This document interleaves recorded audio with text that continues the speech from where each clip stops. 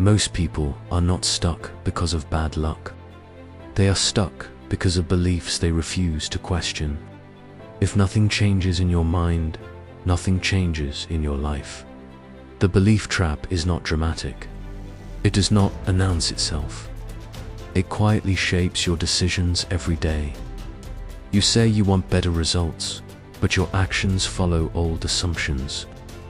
You believe you are bad with money, so you avoid learning about it. You believe you are not disciplined, so you never practice discipline. You believe successful people are different from you, so you never compete. The pattern repeats because the belief never changes. Most people inherit their beliefs without inspection. They absorb them from parents, friends, school, and early failures. A child struggles with math once and decides he is not smart. A teenager gets rejected and decides she is not attractive. An employee gets overlooked and decides hard work does not matter. These conclusions feel permanent, but they were formed in emotional moments, not rational analysis. Years later, the same beliefs still control adult decisions. Beliefs create filters. When you believe you are unlucky, you notice every setback and ignore every opportunity. When you believe you cannot change, you stop trying after the first obstacle. The brain looks for proof to support what it already accepts as true. That is why two people can face the same situation and respond differently. One sees a challenge, the other sees confirmation of failure. Staying stuck is familiar. Familiar feels safe.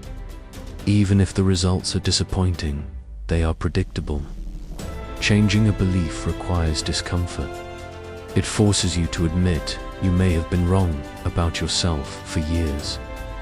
That admission hurts pride. It challenges identity.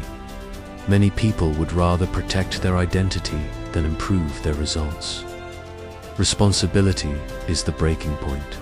As long as you blame the economy, your boss, your partner, or your past, you protect your belief system. Blame allows you to avoid action. Personal accountability removes that escape. If your results are a reflection of your standards and habits, then improvement becomes your duty. That realization is uncomfortable, but it is powerful. Patterns continue because they are practiced daily. Overspending is not random. Procrastination is not random. Poor health is not random. They are repeated behaviors justified by beliefs. You tell yourself you work better under pressure, so you delay. You tell yourself you deserve rewards, so you overspend. You tell yourself you are too busy, so you neglect your health. Each belief protects the habit. Breaking the belief trap requires evidence. Not motivation, evidence. Small disciplined actions that contradict the old story. Saving money consistently challenges the belief that you are bad with finances. Waking up early consistently challenges the belief that you lack discipline. Speaking up challenges the belief that your voice does not matter. Action rewrites identity. 99% stay stuck because they wait to feel different before acting different. That feeling never arrives. The 1% act first. They let behavior reshape belief. If you want different patterns, you must question every assumption that keeps you comfortable. Your future is not blocked by ability. It is blocked by the story you keep repeating. Patterns do not survive because they are powerful. They survive because they are repeated. Every day you reinforce what you claim to hate. You complain about being out of shape, yet you skip workouts. You complain about money, yet you avoid budgeting.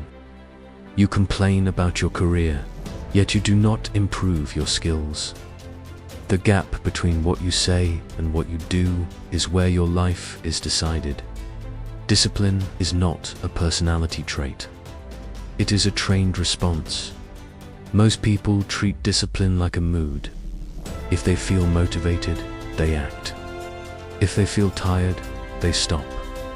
That approach guarantees inconsistency. The people who break patterns operate on standards, not emotions. They decide in advance what they will do, and they execute whether they feel like it or not. The belief trap convinces you that change must be dramatic. It tells you that you need a new year, a new city, a new job, or a new relationship. In reality, change is mechanical. It is small actions repeated under pressure. It is showing up when no one is watching. It is keeping promises to yourself when breaking them would be easy. There is nothing glamorous about it. That is why most people avoid it.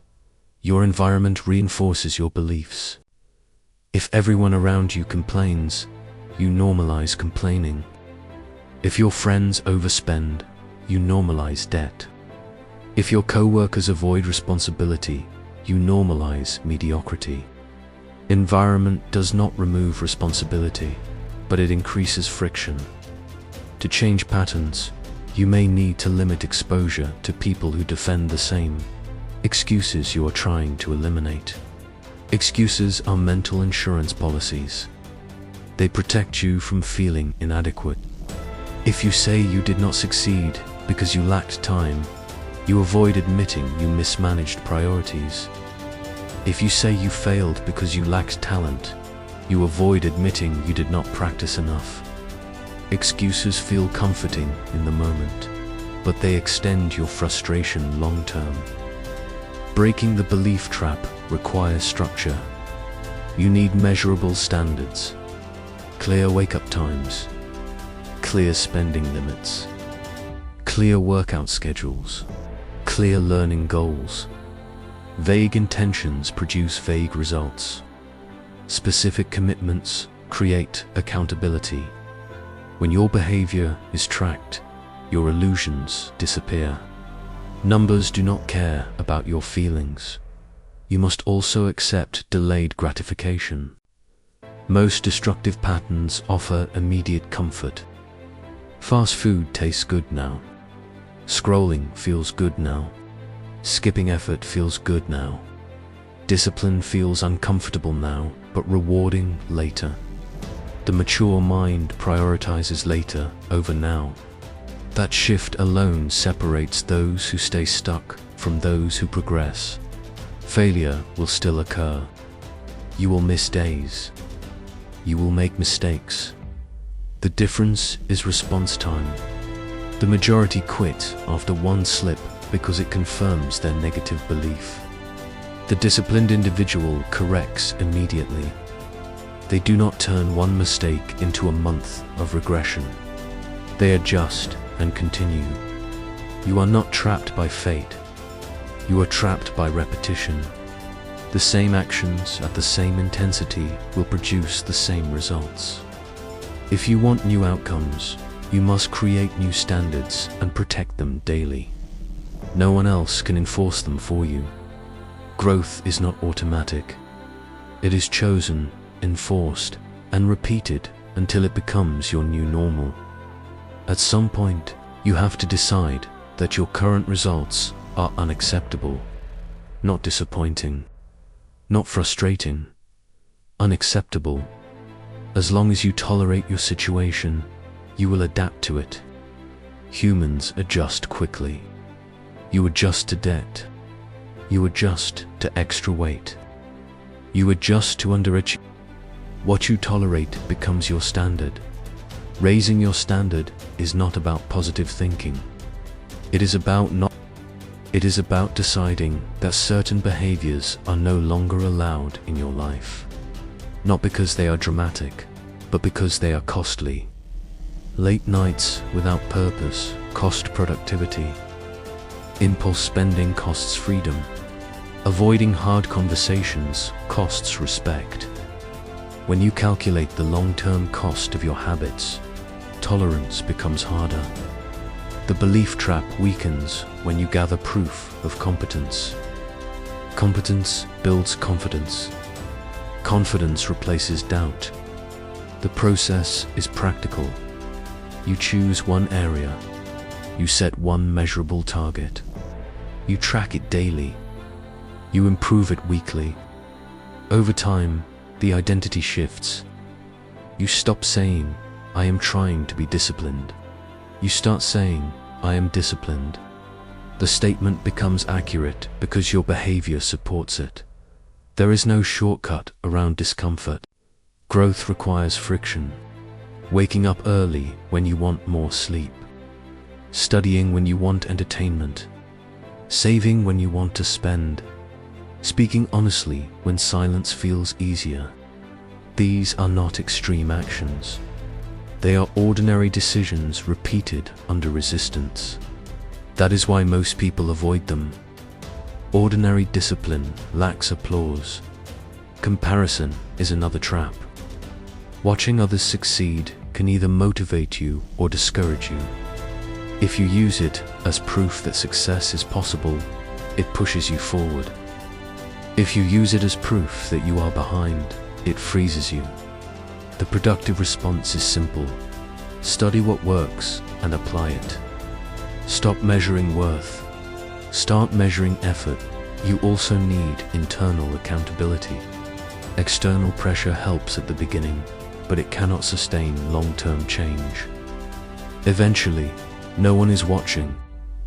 No one is reminding you. No one is checking your progress. At that point, your character determines your outcome. Character is built in private.